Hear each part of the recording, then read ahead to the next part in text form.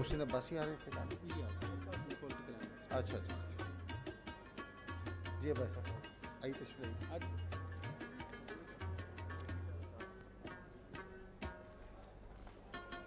Can we proceed? ٹھیک ہے جی. کاشف شروع کر دیں.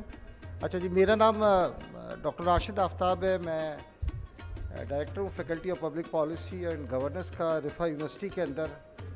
آج کا یہ جو سیشن ہے یہ بیسیکلی الیکشن کے کانٹیکسٹ میں, اور یہ سیریز آف ڈائلاگس کے اوپر جو ہے نا ہوگا, اور اس سیریز کا آج پہلا سیشن ہے جس میں I am thankful to some of the politicians. اور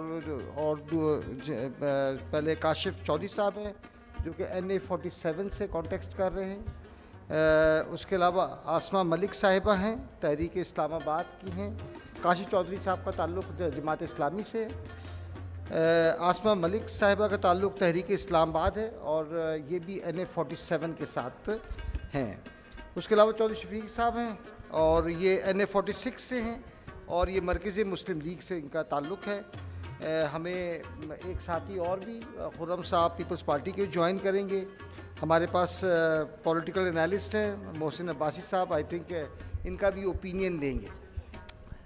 پرائمریلی جو یہ ایک اسٹوڈنٹس کے لیے بھی اور عام لوگوں کے لیے ایک بڑا میرا خیال ایک پیراڈائم شفٹ ہوتا ہے کسی بھی ملک کے اندر ایک الیکشن کا ہونا. پاکستان جو بنا, پاکستان کسی وار کے وینچر سے نہیں بنا کہ آپ نے کوئی جنگ جیتی ہو اور جو ہے نا وہ ایک یہ ملک کریٹ ہوا گیا ہوگا. Pakistan was created through a typical political process led by Muhammad Ali Jinnah, اور انڈر ہز لیڈرشپ. اور لیڈرشپ میرا خیال ہے کہ جو بیسٹ ڈیفینیشن میں نے اکیڈیمکس میں نے لیڈرشپ کی پڑھی ہے وہ جناح کے اوپر اپلیکیبل ہوتی ہے. اور لیڈر وہ ہوتا ہے جو ویژن کو ریئلٹی میں چینج کر دے. 1940 کے اندر ریزولوشن پاس ہوتی ہے اور 7 سال کے قلیل وقت کے اندر پاکستان کریٹ ہو جاتا ہے. اور think about that type of a person. He was a thin mini person fighting with the 3 forces: Hindus, ruling class, Britishers, and the school of thought of the Muslim community who was in the favor of the United India. So just imagine. And اس کے بعد پاکستان کی جو تاریخ ہے وہ ایک بڑے ایک عجیب و غریب مراحل سے گزری ہے, اور اس کے اندر بے شمار ڈارک ایراز آئے, لیکن پھر بھی ڈھاکہ فال ہوا. شروع کے 25 سال یہ ملک بغیر کانسٹیٹیوشن کے چلتا رہا, اور 73 کے اندر پہلا کانسنسس اورینٹڈ کانسٹیٹیوشن ہوا, اور اس کانسٹیٹیوشن کی ریسپیکٹو کلاز چیپٹر 2 وغیرہ وہ الیکشنز کے بارے میں سپیک کرتی ہے, اور اسی کے تحت یہ الیکشنز اور الیکشن کمیشن آف پاکستان کا آفس آپریٹ کرتا ہے. اور ایک ریکوائرمنٹ ہے, it is a constitutional requirement, otherwise it's a violation of the constitution if the general elections are not held on the after each 5 years. So this is the beauty of the democratic system. اور اس election کے بعد parliament وجود میں آتی ہے. Parliament مطلب Saint تو ہوتی ہے اپر ہاؤس, لیکن پورا پارلیمنٹ نہیں ہوتی, نیشنل اسمبلی نہیں ہوتی. تو پارلیمنٹ وجود میں ہوتی ہے, اور parliament is the basically mother of the constitution. اس نے کانسٹیٹیوشن بنایا ہوا ہے. تو جو اس طرح کے الیکشنس ہیں جو, اور اگر ہم لوگوں نے کوئی چینج لے کے آنی ہے, خاص طور پہ ینگ لوگوں میں جو نا ہر وقت چینج کی بات کر رہے ہیں, دیر از نو ادر آپشن. دنیا کے جتنے بھی ملک ہیں accept few countries like China وغیرہ, وہاں ہر جگہ ڈیموکریسی ہے, انہوں نے ڈیموکریسی کے ساتھ ترقی کی ہے. There is no other way of doing the growth. تو اگر آپ نے چینج لے کے آنی ہے تو آپ لوگوں نے پارلیمنٹ کو مضبوط بنانا ہے, اور پارلیمنٹ کو مضبوط بنانے کا طریقہ یہی ہے کہ پارلیمنٹیرینز جن کو آپ الیکٹ کر کے بھیج رہے ہیں کہ وہ ڈیلیور کریں.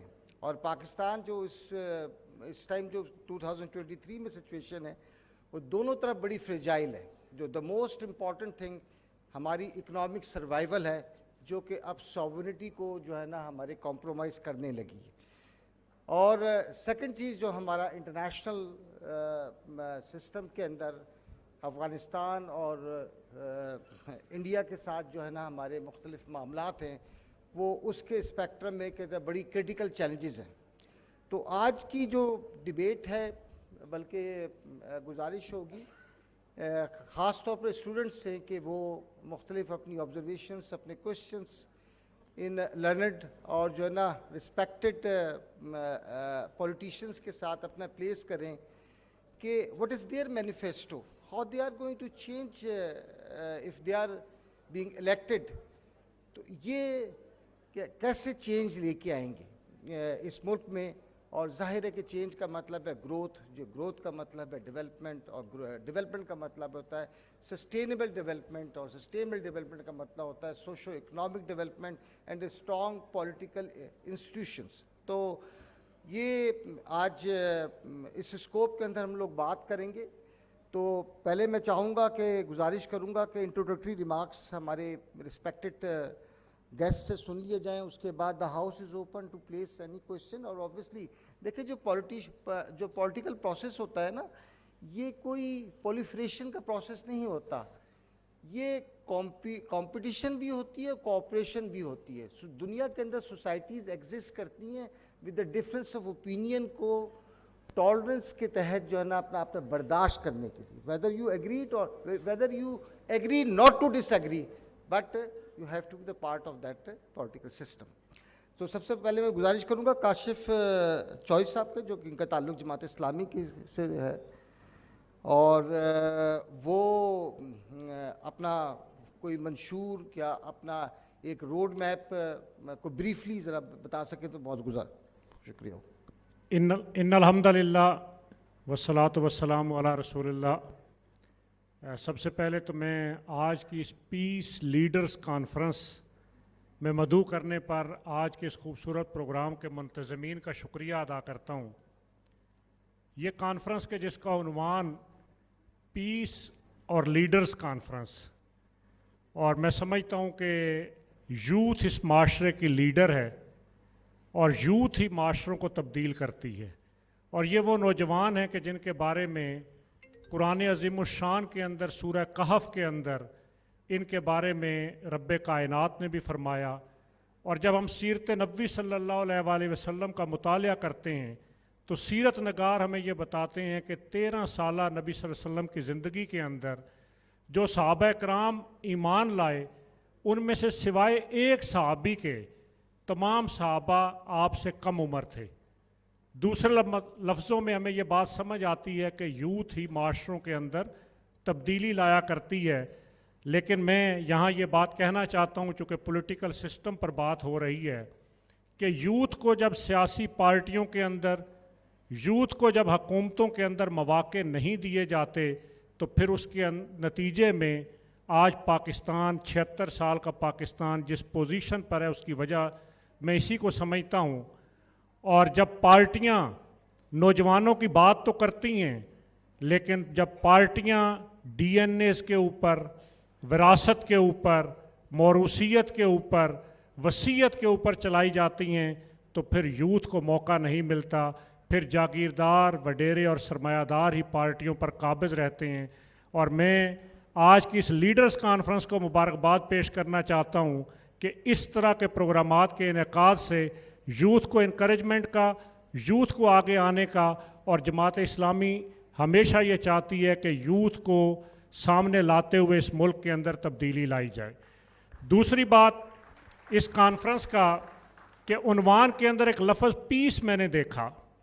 جب ہم پیس کی بات کرتے ہیں, امن کی بات کرتے ہیں تو ہمارے ذہنوں میں کیا آتا ہے کہ دہشت گردی سے, بم دھماکوں سے, اس سے امن ملک کے اندر لایا جائے. لیکن میں یہ بات کہنا چاہتا ہوں کہ امن کا متضاد بدامنی اور دہشت گردی ہے. ہم اس ملک میں دہشت گردی کے خاتمے کی بات آج 76 سال کے پاکستان کے بعد بھی کر رہے ہیں. اس پاکستان کے اندر کہ جو 60 کی دہائی میں جاپان کو قرضے دے رہا تھا, وہ پاکستان کے جو دنیا کی ایئر لائنز بنانے والا پاکستان ہے، وہ پاکستان کے جس کے بعد ملائیشیا، چائنا اور دنیا کے کتنے ملک آزاد ہوئے، آج ہم پاکستان کے اندر دنیا کا مقابلہ کرنے کی بجائے آج ہم پیس کی بات کر رہے ہیں. تو میرے لیے یہ لمحہ فکریہ ہے کہ ہم آنے والی نسل کو کیا دے رہے ہیں. اور جب میں پیس کی بات کرتا ہوں تو ہم یہ بات بھی کہنا چاہتے ہیں کہ جو امن ہے یا یہ جو دہشت گردی ہے، یہ صرف انسانوں کو مارنے کا نام تو نہیں ہے. یہ دہشت گردی آج پاکستان کے اندر معاشی دہشت گردی کی شکل میں موجود ہے. یہ جو استحصال کا پورا نظام ہے جس میں غریب تر ہو رہا ہے اور اس ملک کے سارے وسائل 1% سے کم اشرافیہ کے اور مرات یافتہ طبقے کے قبضے میں ہیں. تو یہ معاشی دہشت گردی اس ملک سے ہمیں ختم کرنی ہے. پھر اس معاشی دہشت گردی کے ساتھ میں یہ بات کہنا چاہوں گا کہ یہ جو تہذیبی اور ثقافتی دہشت گردی ہے جس کا ذکر یہاں پر بہت سارے موٹیویشنل سپیکرز کر رہے تھے، یہ تہذیبی اور ثقافتی دہشت گردی کہ جس کے نتیجے کے اندر ہمیں مغرب کا ذہنی غلام بنا دیا گیا، اس تہذیبی اور ثقافتی دہشت گردی کا مقابلہ بھی کرنا ہے. پھر اس ملک کے اندر ایک علمی دہشت گردی ہے. آج پورے ملک کا تعلیمی نظام پرائیویٹ سیکٹر کے ذریعے ایک عام آدمی کی دسترس سے باہر کیا گیا، اور ہمارے نظام تعلیم اور ریاست کی حالت یہ ہے کہ 2023 کے 9,500 ارب کے بجٹ کے اندر صرف 90 ارب روپیہ تعلیم کے لیے رکھا گیا، ہائر ایجوکیشن کے لیے 65 ارب روپیہ رکھا گیا. اور یہ جو ساری یوتھ بیٹھی ہے جس کو صحت مندانہ سرگرمیوں کی ضرورت ہے، 1.3 ارب اس کے لیے رکھا گیا. تو ہم یہ بات کہنا چاہتے ہیں کہ جب تک GDP کا 7% تعلیم کے لیے کم از کم نہیں رکھا جائے گا تو اس ملک کے اندر یہ تعلیمی دہشت گردی ختم نہیں ہو سکتی. اسی طریقے سے میں یہاں یہ بات کہنا چاہوں گا، آبی دہشت گردی ہے، انوائرمنٹل دہشت گردی ہے، اور سب سے بڑھ کر یہ کہ سیاسی دہشت گردی ہے. پورا سیاسی نظام یرغمال ہے. اور میں صرف مختصراً یہ بات کروں گا کہ جب آپ سیاسی نظام کو میں یرغمال ہونے کی بات کرتا ہوں تو آپ دیکھ لیجئے کہ اس ملک کے اندر وہ 250-300 خاندان حکمران ہیں جو پاکستان بننے سے پہلے انگریز کے غلام تھے، اور جب پاکستان بنا تو بانی پاکستان قائد اعظم محمد علی جناح کی جیب کے وہ کھوٹے سکے اس ملک کے اوپر حکمران بنے.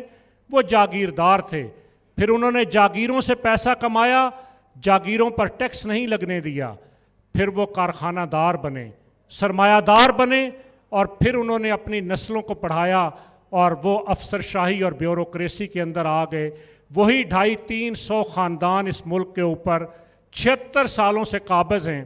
اختیار و اقتدار کے مالک وہ ہیں، وہ پارٹیاں بدلتے ہیں، چہرے نہیں بدلتے.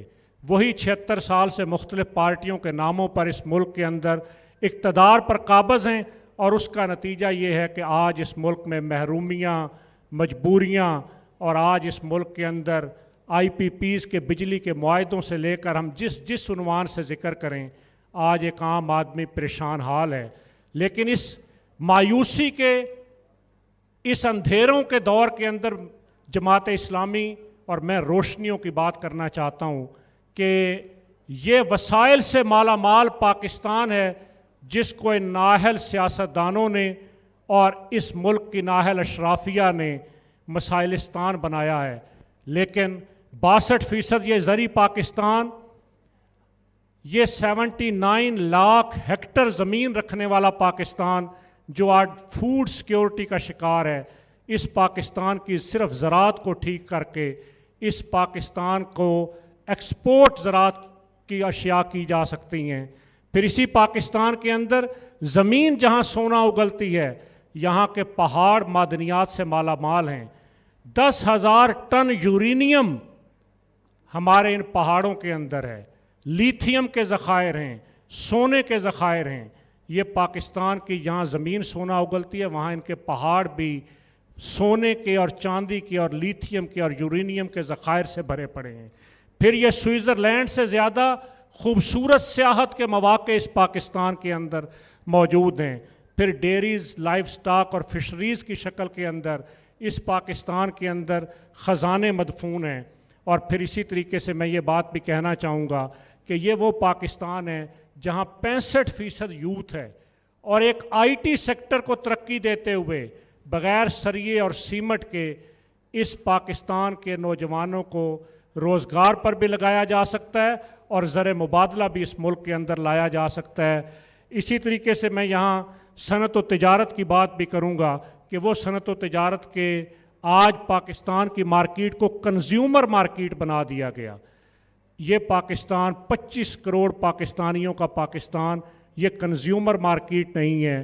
آج اس پاکستان کے اندر میڈ ان پاکستان لیتے ہوئے ہم پریشان ہو جاتے ہیں, لیکن اس پاکستان کو ہمیں وہ پاکستان بنانا ہے کہ میڈ ان پاکستان صرف پاکستان میں فخریہ طریقے سے نہ خریدا جائے, یہ بیرون ملک ایکسپورٹ بھی ہو اور دنیا کے اندر پاکستان کا چاول, پاکستان کی اجناس انڈیا کے لیبل سے نہ بکیں, پاکستان کے لیبل سے بکیں.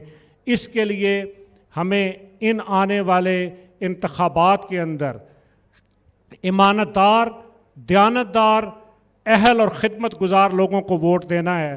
ہم اپنے ووٹ کی طاقت سے اس ملک کے نظام کو تبدیل کر سکتے ہیں, اور اس ملک کا سب سے بڑا مسئلہ یہی ہے کہ یہاں پر خائن, بددیانت, چور اور ڈاکو اس ملک کے نظام پر مسلط ہیں.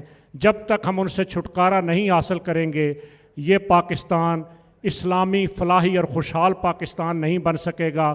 یہاں فلسطین کا ذکر ہو رہا تھا, میں صرف ایک جملے میں بات کہنا چاہوں گا کہ فلسطین کے حماس کے لیڈر اسماعیل ہانیہ نے کیا کہا. انہوں نے یہ کہا کہ یہ پاکستان اگر صرف کھڑا ہو جائے تو اسرائیل کے مظالم بند ہو سکتے ہیں. اور اسماعیل ہانیہ نے جو دوسری بات کہی, انہوں نے کہا کہ حماس اسرائیل کے ساتھ بے سر و سامانی کے عالم میں دنیا کی ٹیکنالوجی اور وسائل سے مالا مال ملک کو کے مقابلے میں کھڑا بھی ہے اور اس کو شکست بھی دے رہا ہے. لیکن پاکستان کے اندر یہ جو الیکشن ہے, ووٹ کی طاقت سے نظام کو بدلنا, یہ بھی جہاد ہے. حضرت امام حسین رضی اللہ تعالیٰ عنہ نے بھی یزید کی بیعت کو نہ کرتے ہوئے یہ جہاد کیا. اور آخری بات کہ ہم اس ملک کے اندر ایک دکان کا کیشیئر, ایک مسجد کا امام کسی چور کو نہیں رکھتے, اور اس ملک کے 25 کروڑ عوام کے اس ملک کی حکمرانی پر اگر ہم چوروں اور ڈاکوؤں کو لائیں گے تو ان کی چوری اور ڈاکے کے اندر میں اور آپ بھی شریک ہوں گے. آئیے اس ملک کے نظام کو بدلنے کے لیے ایک نئے سفر کا آغاز کریں, اور یہ پاکستان 2 سال کے اندر دنیا کو قرض دینے والا ملک ہوگا, IMF کی ڈکٹیشن پر فیصلے کرنے والا, اور ایک غلام ملک نہیں ہوگا. ایک آزاد, خود مختار, معاشی خود کفیل پاکستان کے قائد اعظم محمد علی جناح کے اس پاکستان کے سفر کا آغاز پاکستان کے نوجوانوں کو اور ہمیں مل کر کرنا ہے. بہت بہت شکریہ. بہت شکریہ کاشف چودھری صاحب, بڑا اسٹرانگ میسیج دیا ہے انہوں نے اپنی جماعت کی طرف سے, جماعت اسلامی کی طرف سے. اس کے اندر جو رول آف یوتھ کو انہوں نے اجاگر کیا ہے, اور بیسیکلی پرائمریلی جو یہ بات کر رہے ہیں کہ ہم نے اس ملک کو اگلے 2 سال کے اندر اکنامکلی طور پہ انڈیجینس اپروچ کے تحت اس کو نہ اکنامکلی طور پہ سسٹینیبل بنا دینا ہے, اور dependency on the international landers کو جو ہے نا ہم اس کو ختم کر دیں گے. پلس انہوں نے بات کی ایلیٹ کیپچرڈ کی, اور I think he is absolutely right. Pakistan کے اندر ایلیٹ کیپچر ہو چکا ہے. پاکستان کے اندر جو نیکسس ہے جو ہے نا پولیٹیشینز کا, بیوروکریٹس کا, جرنلس وغیرہ کا, انڈسٹریز کا, فیوڈلس کا, اس نے اس ملک کے ریسورسز کو ٹوٹل کیپچر کر چکے ہیں. اور دیر از اے اسٹرانگ نیڈ کہ یہ اشرافیہ کی جو ہے نا کیپچر یہ کس طرح ختم ہو سکے. وہ اسی صورت میں ہے جب ہم اپنے الیکٹڈ ریپرزنٹیٹیو جو ہے نا وہ وہاں پر لیجسلیشنز کے تھرو چینج لے کے آئیں.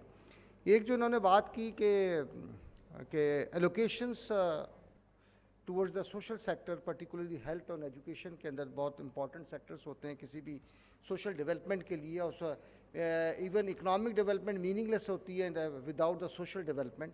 اور ایلوکیشن انہوں نے بات کی 7% of G D P. Right now it is about 1.8 اور 1.9% of G D P is being allocated to education as well as the health sector which is very meagre. لیکن آبویسلی 10 ٹریلین روپیز کا budget ہے, اس کے اندر آپ date payments کے بعد اور ڈیفنس کے خرچے کے بعد we don't have any fiscal space available for the allocations of these important sector. تو یہ بہت بڑا چیلنج ہے. تو let's hope for the good.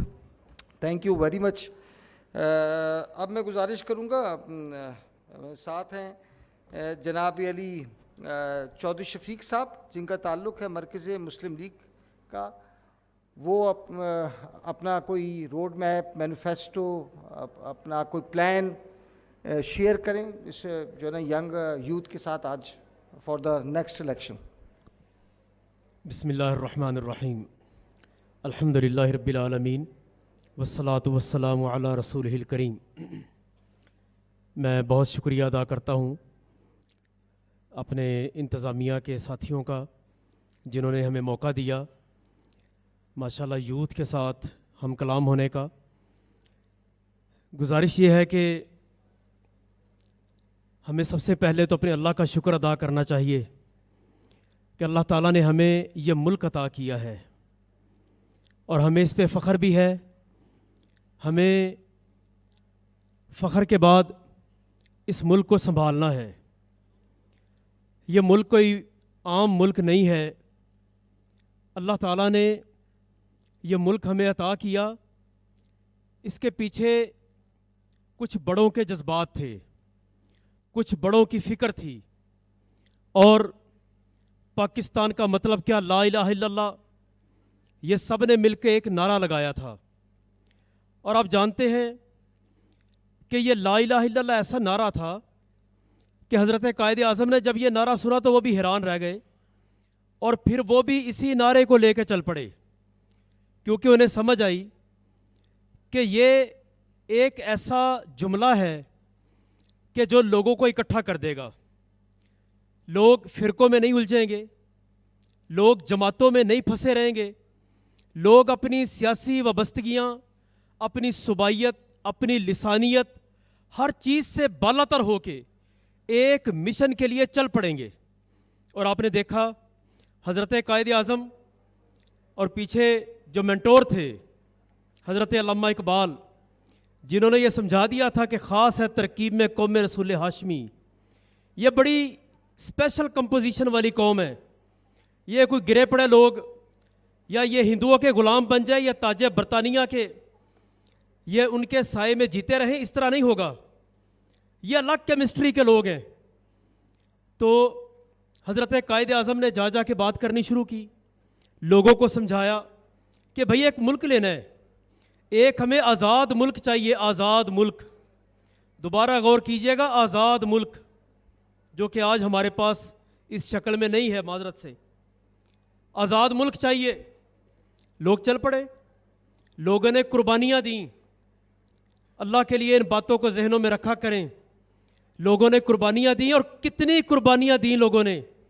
آج ہمارا نوجوان گالی دیتا ہے پاکستان کو.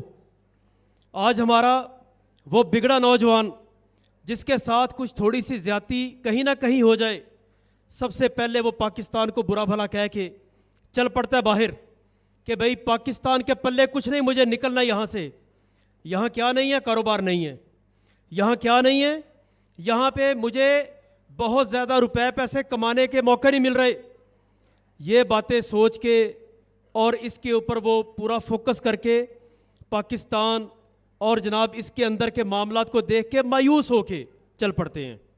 میرا سوال یہ ہے کہ ہمارے بڑوں نے جب ہجرتیں کی تھیں اس ملک کے لیے, یہ ایک بڑی نظریاتی سی بات ہے جو میں کر رہا ہوں آپ کے سامنے, ہمارے بڑوں نے جو ہجرتیں کی تھیں, مجھے بتائیے کہ کیا ہمارے وڈیروں نے اپنی حویلیاں ہندوستان میں چھوڑ کے, زمینداروں نے مربوں کے مربے چھوڑ کے, کیا بڑے بڑے کاروباری لوگوں نے آڑتیں چھوڑ کے, بڑی بڑے جناب ملیں چھوڑ کے, وہ بڑے بڑے دستاروں اور پگڑیوں والے, کیا وہ ہجرتیں کر کے ہندوستان سے پاکستان میں اس لیے نہیں آگے تھے کہ ایک لا الہ الا اللہ کی سرزمین ہے, بھلے کچھ نہ رہے, صرف وہاں پہ ہم جا کے دفن ہو جائیں, ہمارے لیے یہی اعزاز کی بات ہے. کیا یہ چیزیں ہم بھول گئے؟ میں مخاطب ہوں اپنی یوتھ سے, ان لوگوں سے جنہوں نے بدلنا ہے پاکستان کو. میں ان سے مخاطب ہوں انشاءاللہ جنہوں نے پاکستان کو, اس کے معاشرے کو, اس کے مسائل کو سمجھ کے ان کو سیدھا کرنا ہے انشاءاللہ. تو یہ باتیں یہ بڑے اچھے انداز سے ہم سمجھ کے پھر آگے بڑھیں گے تو انشاءاللہ معاملات سیدھے ہوں گے. Thank you. اللہ تعالیٰ نے یہ ملک ہمیں عطا کر دیا, اور کوئی کسی خوش فہمی میں نہ رہے. یقین کریں, آپ پوچھے بڑوں سے, انہی قربانیوں کے صدقے اور اسی لا الہ الا اللہ کے صدقے یہ ملک اللہ نے ہمیں دیا تھا. کہتے رہے نا حضرت قائد اعظم کہ بھئی اسلام کے تجربہ گاہ چاہیے. کتنے ان کے قول ہیں, ان کی تقریریں ہیں جو ہم کوٹ کرتے ہیں مختلف جگہوں پہ. تو اللہ تعالیٰ نے یہ ملک عطا کر دیا. اس کے بعد پھر ہم نے کیا کیا ملک کے ساتھ؟ ہم نے کیا سلوک کیا اس ملک کے ساتھ؟ کیا وہ اتحاد قائم رہا؟ کیا وہ ہماری یونٹی, وہ جس کو حضرت قائد بیان کرتے تھے کہ نہ یونٹی رہ گئی نہ ڈسپلن رہ گیا؟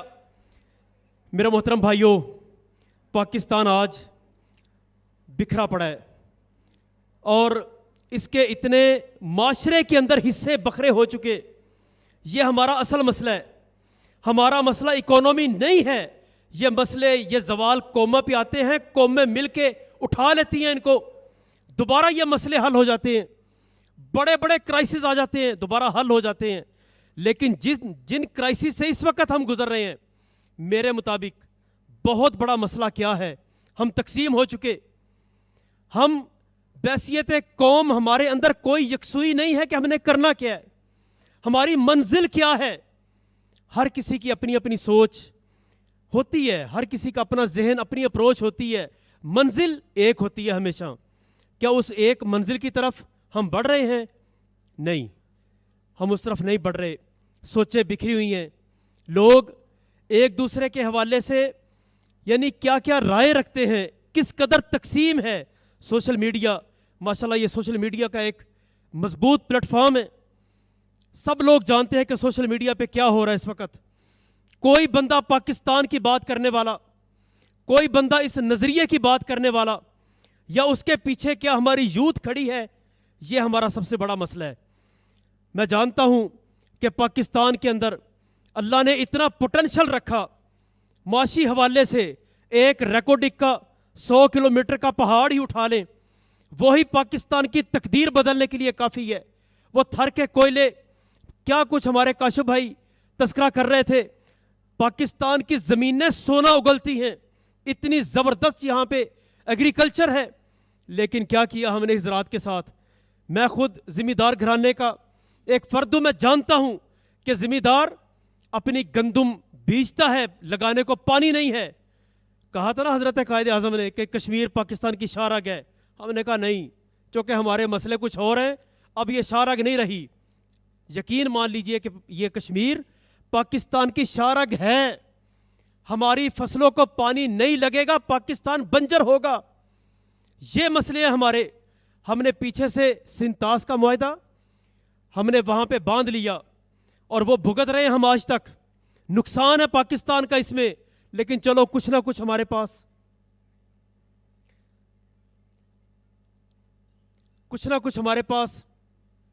اس حوالے سے پانی بھی آ رہا ہے.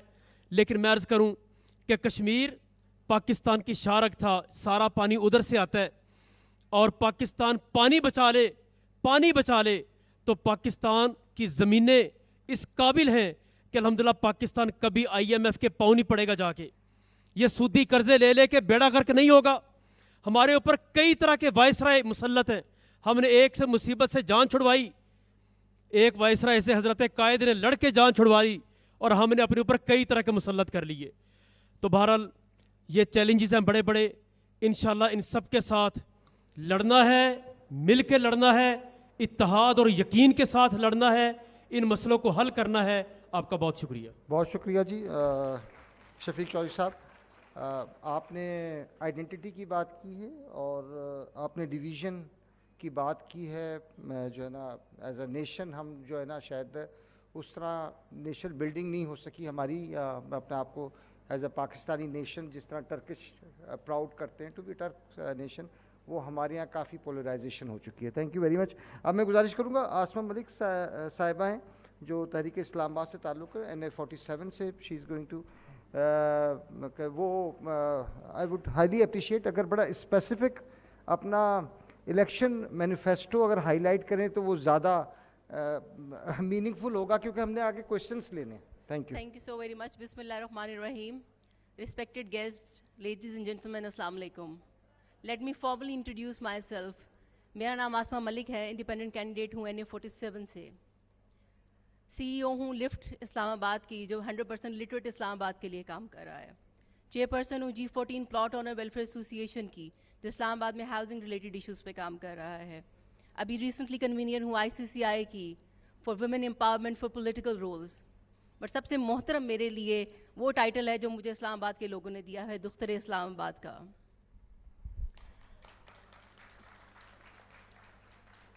میں اسلام آباد میں ہی پلی بڑی ہوں اور یہ پہلی دفعہ ہے کہ میں الیکشن کانٹیسٹ کر رہی ہوں. الیکشن میں آنے کا مقصد صرف اور صرف یہی ہے کہ اپنے شہر کی, اپنے لوگوں کی محرومی کو دور کیا جائے. اسلام آباد ایک ایسا شہر ہے جس کو اللہ تعالیٰ نے بڑی وسعت دی ہے. یہاں پہ تمام قوموں کے, تمام صوبوں سے جو ہے وہ لوگوں کی ریپرزنٹیشن موجود ہے. تقریباً 23 لاکھ کی آبادی ہے ہماری.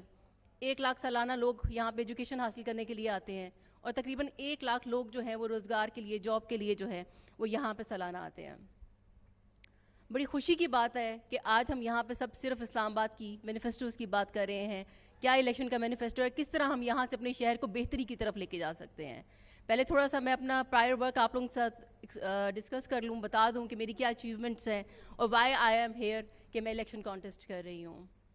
تقریباً 5-6 سال پہلے جب میں نے ایجوکیشن پہ کام کیا, موسٹلی اسلام آباد کے لوگ جانتے ہوں گے لفٹ اسلام آباد جو ہے وہ آؤٹ اسکول بچوں کے لیے کام کر رہی ہے.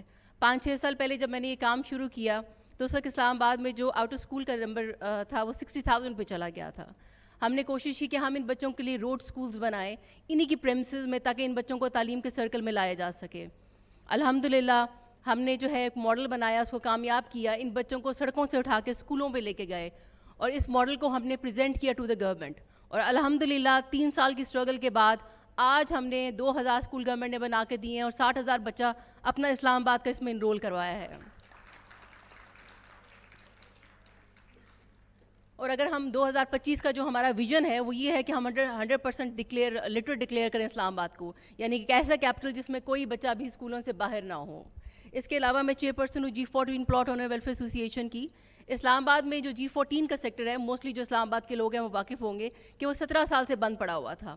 وہاں پہ الاٹیز کا الگ مسئلہ تھا, متاثرین کے الگ مسئلے تھے, ہاؤسنگ کام کرنے کو تیار نہیں تھی وہاں پر. اور ان سب مسائل میں جب مجھے کہا گیا میڈم آپ اس کو ایز اے چیئرپرسن ہولڈ کریں, تو میں نے کہا چلے میں دیکھتی ہوں اس کو کیسے بریجنگ کی جا سکتی ہے. اور الحمدللہ آج 3 سال بعد جو ہے ہم نے 80% پوزیشن کرا کے اپنے اسلام آباد کے لوگوں کو ہینڈ اوور کیا ہے, جہاں پہ وہ اپنے گھر بنا کے اچھی زندگی گزار رہے ہیں. یہاں پہ میں کچھ اچیومنٹ اپنی ضرور بتاؤں گی جو مجھے لگتا ہے کہ جاننا آپ لوگوں کی ضروری ہے. 2 سال پہلے میں نے دیکھا کہ CNN BBC پہ ایک پٹی چل رہی تھی کہ اسلام آباد میں جو پاکستان میں اقلیتیں محفوظ نہیں ہیں. ہم کیونکہ روڈ سکولز بناتے ہیں اور اس میں تمام بچے اسلام آباد کے جو ہیں وہ اس میں انرول ہوتے ہیں, اور وہیں پہ ہماری کچھ کرسچن بچے بھی پڑھ رہے تھے. ان میں کچھ بچے جو کامیاب ہوئے, یعنی ہم یہ کہتے ہیں کہ 1 سال میں انہوں نے پرائمری کا کورس کلیئر کیا, 5 سال تک کے جو 5 ایئر کی جو کورس ہے وہ کمپلیٹ کیا. ان کی اچیومنٹ کے لیے ہم نے ریکویسٹ کی تھی, ڈپٹی کمشنر حمدہ شفقات تھے اس وقت, کہ ان بچوں کو جو ہے وہ آنرری, انہوں نے ریکویسٹ کیا کہ ہم آنرری اسسٹنٹ کمشنر بننا چاہتے ہیں. And we were very thankful to ہم کہ انہوں نے اس کو ایکسیپٹ کیا. اور وہ ہماری کرسچن بچی 1 دن کے لیے اعزازی طور پہ جو ہے وہ اسسٹنٹ کمشنر بنی. اس ایکٹیویٹی کو وٹنس کرنے کے لیے جو ہے وہ ہیومن رائٹس والے آئے, اور اس پہ ہمیں یہ لگتا ہے کہ ہمارے پارٹ پہ بڑی اچیومنٹ تھی کہ ہم نے یہ لوگوں کو میسج دیا لارجر ویژن پہ کہ اسلام آباد میں, پاکستان میں اقلیتیں محفوظ ہیں اور ہمارا ہر بچہ ہمارے لیے محترم ہے, چاہے وہ مسلمان ہے یا اقلیتوں میں سے ہے. اس کے علاوہ جو ہے آج کیونکہ یہاں پہ پیس کی بات ہو رہی ہے تو ہم نے اسلام آباد کے لیے ایک پروجیکٹ شروع کیا تھا, میں پاکستان ہوں اور امن میری پہچان ہے. سگنیچر پروسیس تھا جس میں اسلام آباد کی تمام یونیورسٹیز سے تمام یوتھ نے جو ہے اس پہ سگنیچرز کیے تھے اور یہ وٹنس کیا تھا, یہ سائن کر کے یہ بیان دیا تھا کہ ہم ہر طرف سے پاکستان کی پیسفل پاکستان کو پورٹرے کرنے کے لیے اپنا رول پلے کریں گے. دیکھیں جتنی بھی ہماری یوتھ ہے اس وقت وہ ڈیوائڈ ہوئی ہوئی ہے. سو اس طرح کا میسج تھا کہ جس کے لیے تمام پاکستان کے, تمام اسلام آباد کے لوگ اکٹھے ہوئے اور دنیا کو یہ میسج دیا کہ ہم پیسفل ہیں اور ہم جو ہے وہ ایک پیس لونگ نیچر ہے ملک ہیں. انشاءاللہ اس طرح کے مزید جو پیس لونگ اور پیس اپنے آپ کو پورٹرے کرنے کے لیے جو ایونٹس ہیں اس کو مزید بھی ہم نے اجاگر کیا. اور الحمدللہ آج ہم بڑے خوشی سے یہ کہہ سکتے ہیں کہ اسلام آباد کے لوگ جب بات کرتے ہیں میں پاکستان ہوں اور امن میری پہچان ہے, بڑی خوشی سے ہم یہ ایکسپلین کرتے ہیں کہ یہ ہمارا پروجیکٹ تھا جس کی وجہ سے ہم نے پاکستان کو as a piece living nature جو ہے وہ پورٹرے کیا. اس کے علاوہ پلاسٹک بین آپ کو یاد ہوگا 2017 میں it was also our initiative. ہم نے 20,000 فروٹ ٹریز اسلام آباد کو ڈونیٹ کیے. یہ سب کام بتانے کا پرپز آپ لوگوں کو یہاں پہ یہ ہے کہ حکومت میں آنا ضروری نہیں ہوتا. اگر ایک آسمہ ملک کر سکتی ہے تو آپ جتنے بھی لوگ یہاں بیٹھے ہوئے ہیں اپنے شہر کے لیے کنٹریبیوٹ کر سکتے ہیں اور آپ سب نے اپنا رول پلے کرنا ہے. یاد رکھیے گا کہ ایک عمارت میں جس طرح ایک اینٹ کا رول ہوتا ہے اس کو متحد رکھنے میں, اس کو مضبوط رکھنے میں, وہی رول آپ لوگوں نے پلے کرنا ہے اور ہم سب نے مل کے اپنے شہر کو آگے لے کے جانا ہے. اور سب سے امپورٹنٹ جس کے لیے میں کام کر رہی ہوں وہ دھرنا فری اسلام آباد ہے. میں نے چیف جسٹس کو اپلیکیشن دی تھی کہ اسلام آباد کو دھرنا فری کیا جائے.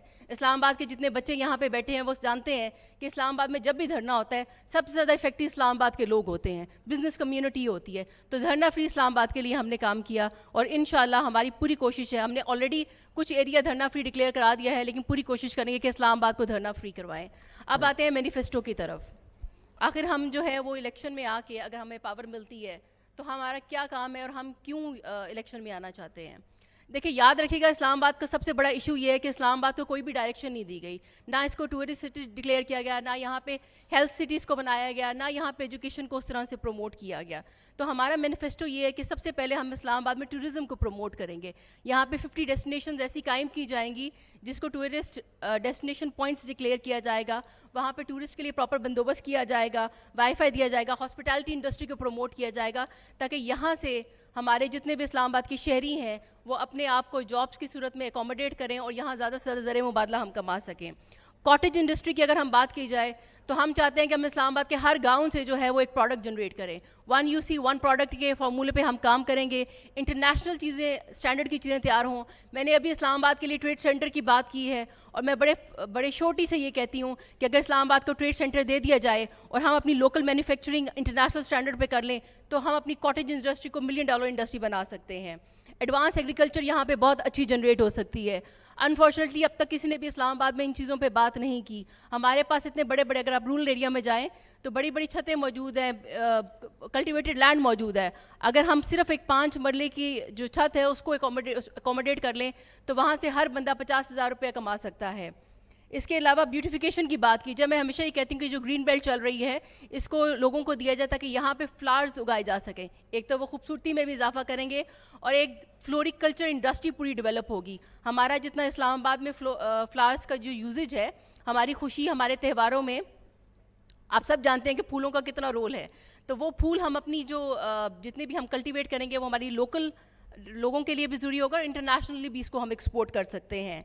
اس کے علاوہ واٹر ریزروائر پہ آپ سب کو پتہ ہے کہ اسلام آباد میں سب سے بڑا اس وقت جو مسئلہ چل رہا ہے وہ پانی کا چل رہا ہے.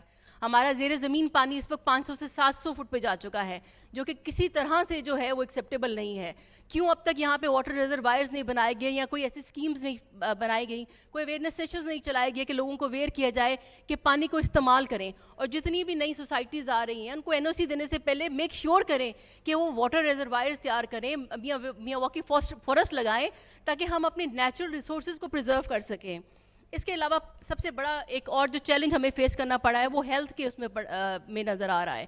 ایک پمپ ہاسپٹل ہے جس کی OPD کام کر رہی ہے اور اس پہ پشاور سے لے کے جو ہے وہ مری تک کا سارا لوڈ اسلام آباد کے ساتھ ساتھ اس ایک ہاسپٹل کی OPD پہ ہے اور 3 دن تک ایمرجنسی میں بھی آپ کو وہاں پہ ٹائم نہیں ملتا. کیوں یہاں پہ چھوٹے چھوٹے ہاسپٹلز نہیں بنائے گئے؟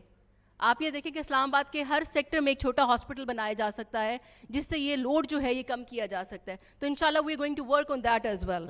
اس کے علاوہ جب ہم پولیس ریفارمس کی بات کرتے ہیں تو ہمارا یہ خیال ہے کہ جو ہماری پولیس ہے اس کو کیپٹل کے شایان شان ہونا چاہیے.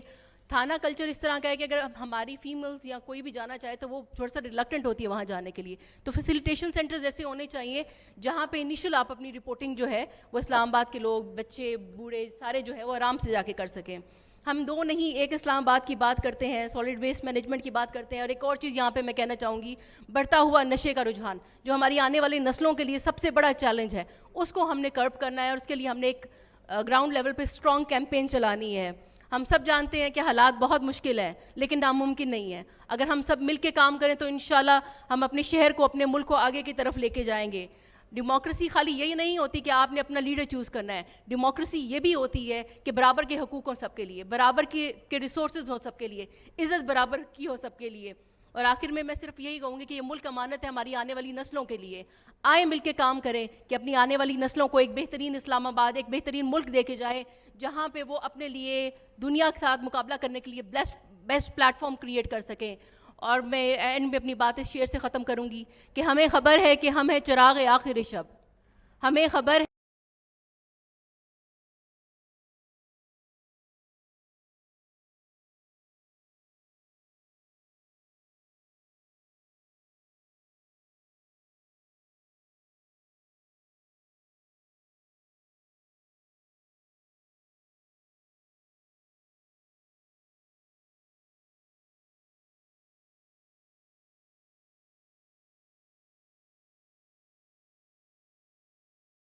دیکھیں آپ اگر سویلائزیشن دیکھیں, Indus civilization, Nile civilization, Rhine جتنی بھی ہیں وہ پانی کے ارد گرد شہر بنتے تھے. تو اسلام آباد از دا سٹی جس کے پاس جو ہے نا کوئی دریا کا جو ہے نا کیچمنٹ ایریا نہ کیچمنٹ ایریا ہے, نہ وہاں سے ریچارج ہو سکتا ہے. There is no river near. تو the only option left for Islamabad is to do the rain water harvesting, اور رین واٹر ہارویسٹنگ کے ساتھ جو ہے نا آرٹیفیشل ریچارج کی طرف جانا چاہیے, تاکہ آپ کا جو گراؤنڈ واٹر ٹیبل ہے وہ جو کہ بڑی تھریٹنگ اسٹیج پہ آ گیا ہے کہ وہ جو ہے نا اس کا ایکسٹریکشن اتنا ہو جتنا وہ اس میں ریچارج ہو جائے. Thank you. اچھا, اب میرا مسئلہ یہ ہے کہ جی مجھے بہت زیادہ پریشر ہے کہ to wind up the session, کیونکہ میں ڈیٹیل کوشچنز آنسر نہیں لے سکتا. اس سے پہلے میں عباسی صاحب سے کہوں گا کہ کائنڈلی میری مشکل آسان کریں, اگر 1 منٹ کے اندر اپنا کرٹیکل انالیسس بتا دیں. بسم اللہ الرحمن الرحیم. نہیں ہے نا امید اقبال اپنی کشت ویراں سے, ذرا نم ہو تو یہ مٹی بہت زرخیز ساکی. مجھے جب آپ نے بٹھایا تو مجھے اندازہ تھا کہ اس وقت تک ٹائم ختم ہو جائے گا. میں تھوڑی سی مختصر بات میں کچھ چیزیں کلیئر کرنا چاہوں گا کہ ایک تو یہ ہے کہ اسلام آباد دنیا کا سیکنڈ بیوٹیفل کیپٹل ہے, تو ہمیں قطعی طور پہ مایوس نہیں ہونے چاہیے کہ ہم کسی سے پیچھے ہیں. سیکنڈ نمبر پہ دنیا کی سب سے زبردست یوتھ اگر کہیں پر پائی جاتی ہے تو وہ پاکستان ہے. میں یہ سمجھتا ہوں کہ اس یوتھ کو یوٹیلائز کر کے اپنے ساتھ اس کو چلا کر دنیا کے اندر, پاکستان میں نہیں دنیا میں انقلاب برپا کیا جا سکتا ہے. ہم نے قائد اعظم کے ساتھ کیا پشاور کے کالجز, کیا دہلی کے کالجز کے اندر وہ یوتھ نہیں کھڑی ہوئی کہ جس نے اس تحریک کے اندر ایک جان ڈالی اور پاکستان کا وجود ممکن ہوا. تو اس لیے ہمارے جتنے بھی سپیکرز ہیں پولیٹیکل, یہاں پہ آپ نے کہا کہ سیاسی جماعتوں کے حوالے سے, میں سمجھتا ہوں کہ صرف سیاسی نعروں کے ساتھ ہمارے یوتھ کو استعمال کیا جاتا ہے. پازیٹیو وے میں کسی پازیٹیو ڈیولپمنٹ کے اندر یوتھ کو پراپر یوٹیلائز نہیں کیا جاتا. یہ یوتھ اگر پازیٹیولی اپنے پروجیکٹس خود کرے تو پاکستان کی تقدیر بدلنے کے لیے یہ کافی ہیں. اور اسی طریقے سے اگر دنیا کی کوئی بھی تحریک آپ اٹھا لیں, اس تحریک کے اندر ایک بہت بڑا کردار ہمیشہ سے یوتھ کا رہا ہے. میں سمجھتا ہوں کہ سیاسی جماعتوں کے اندر ان کو آگے آنا چاہیے, لیکن اس سے پہلے اپنے آپ کو مضبوط کرنا چاہیے. 3 سے 4 ایگزامپل میں یہاں دینا چاہوں گا. میرے ساتھ سفر کرنے والے بہت سارے لوگ ایسے ہیں کہ جن کے آج اپنی کمپنیز ہیں. اس پاکستان کے اندر کہا جاتا ہے کھانے پینے کے لیے کچھ نہیں. ہمارے لیڈر بات کرتے ہیں کہ سب کچھ جس طرح پاکستان ختم ہو رہا ہے, ایسی قطعی طور پہ کوئی بات نہیں. پاکستان میں آج بھی اتنا, یہاں پر اتنی طاقت ہے, یہاں پر بزنس اتنے اسٹرانگ ہے, یہاں پر یوتھ کو اتنا سپیس آج بھی موجود ہے کہ اگر وہ تھوڑا سا ٹائم یہاں پر دیں تو بہت آگے جا سکتے ہیں. یہاں پر 2 سال سے کمپنی, صرف جن کی 2 سال ایج ہے, 10x مارکیٹنگ والے بیٹھے ہوئے ہیں کہ 2 سال کے اندر ان کے ساتھ آج 28 لوگوں کی ٹیم ہے, وہ مارکیٹ کے اندر زبردست طریقے سے کام کر رہے ہیں. ان کے ساتھ وزیر خان جو مارکیٹنگ 21 والے ہیں, یہ وہ لوگ ہیں جنہوں نے ہمارے دیکھا دیکھی یہاں پر کام شروع کیا. چھوٹی سی اپنی یونیورسٹی کی ایکٹیویٹی سے کام سٹارٹ کیا. آج ان کے ساتھ 50 لوگ کام کر رہے ہیں. راجہ عبید ہے یہاں پہ، میں جن کو جانتا ہوں، جن کی اپنی مارکیٹنگ کمپنی ہے. سر اس پاکستان کے اندر ہمیں مایوسی قطعی طور پہ نہیں پھیلانی چاہیے. میں دنیا کے مختلف ممالک میں جاتا ہوں، یقین مانیے پاکستان جیسی اچھی موٹر ویز آپ کو کہیں نہیں ملیں گی، پاکستان جیسی زبردست قسم کی لیڈرشپ آپ کو کہیں بھی نہیں ملے گی. آج دنیا کے بہترین ڈاکٹر کیا پاکستان کے نہیں ہیں؟ یہاں میرے سامنے یہ امریکن نیشنل بیٹھے ہوئے ہیں، ان کا وہاں پہ 40-45 سال کا وہاں پہ امریکہ کے اندر انہوں نے وہاں پہ لیڈ کیا مسلم کو. آپ ان سے پوچھئے امریکہ کے آج بھی بہترین ڈاکٹر پاکستانی ہیں. تو آپ لوگ جو یونیورسٹیز سے منسلک ہیں، جو یونیورسٹیز کے اندر میری بہنیں بھائی جو لوگ پڑھ رہے ہیں، آپ سے اس ملک کی امیدیں وابستہ ہیں. اقبال کہتا ہے کہ فرد قائم ربط ملت سے ہے تنہا کچھ نہیں، موج ہے دریا میں بیرون دریا کچھ نہیں. آپ لوگ یکجا ہو جائیں، اکٹھے ہو جائیں اور یہ عہد کر لیں کہ آپ نے اپنے علاقوں کے اندر جا کے تبدیلی لانی ہے. چھوٹے چھوٹے پروجیکٹس کریں. 5-6 سال کے بعد یہ جتنے بزرگ ہیں یہ سارے چلے جائیں گے، ساری کی ساری سیاست آپ کے ہاتھوں میں ہوگی. اس چیز سے کہ ہم کس مسلک سے ہیں، کس علاقائی تعصب سے ہمارا تعلق ہے، ان تمام تعصبات سے بالاتر ہو کے اگر ہم محنت کوشش کریں تو انشاءاللہ افراد کے ہاتھوں میں ہے اقوام کی تقدیر. ہر فرد ہے ملت کی مقدر کا ستارہ. بہت شکریہ بھائی صاحب. بیسیکلی ہمارا پلان تھا کہ اسٹوڈنٹس جو کہ بلانگ کرتے ہیں from the various faculties like international relations, public administration, public policies, political science, یہ جو الیکشن ان کے نا بڑا وہ کلوزلی اس کو واچ کرتے ہیں. اکیڈیمک ان کانٹیکسٹ بھی جو ہے نا ان کے لیے بڑا لرننگ ہوتی ہے کہ they could have place the questions to the august audience. لیکن we are extremely short of time, but let me promise one thing that we are going to hold another dialogue on the elections very soon, and please اس time آپ وہ questions place کر دیجئے گا. in the meanwhile جب یہاں سے یہ لوگ disengage ہوتے ہیں تو informally you can place your questions. Thanks to you, all of you. This is a very historical moment in Pakistan that elections are going to be held. اور basically کوئی بھی ملک جو ہے نا وہ اسٹرانگ اس کی اپنی زمین سے نہیں ہوتا. ہمیشہ دنیا کے اندر ملک وہ اسٹرانگ ہوتے ہیں جہاں پہ انسٹیٹیوشن اسٹرانگ ہوتے ہیں، اور مدر آف دا انسٹیٹیوشنز جو ہے نا پارلیمنٹ ہوتی ہے. جتنی پارلیمنٹ اسٹرانگ ہوگی اتنے ہی سبسیکوینٹ انسٹیٹیوشن اسٹرانگ ہوں گی. ہمارا یہ مسئلہ ہے کہ ہم لوگ جو ہے نا مختلف ادارے انکروچ کرتے ہیں اپنی powers in contradiction of the constitution spirit. تو ہر ادارے کو اپنے کانسٹیٹیوشن کے جو obligations ہیں اس کے پہ رہتے ہوئے اپنا کام کرنا چاہیے تاکہ جو ہے نا یہ ملک گرو کر سکے. تھینک یو، جزاک اللہ ٹو آل آف یو.